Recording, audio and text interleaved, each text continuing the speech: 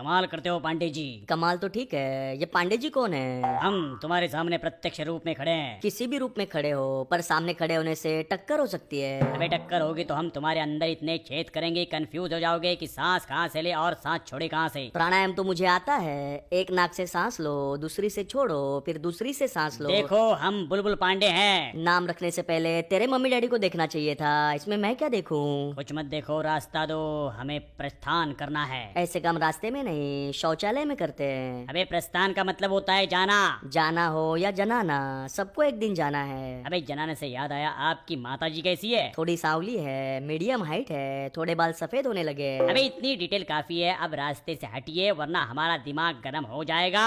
रास्ते में कौन सा कूलर लगा है जो दिमाग ठंडा कर देगा? अबे अपना ये लंबा वार्तालाप बंद करो और हटो। वार्तालाप का बटन टूट गया, तब से ये खुला ही रहता है। अबे वार्तालाप कुर्ते को नहीं, हिंदी में बातचीत को कहते हैं। तो इंग्लिश में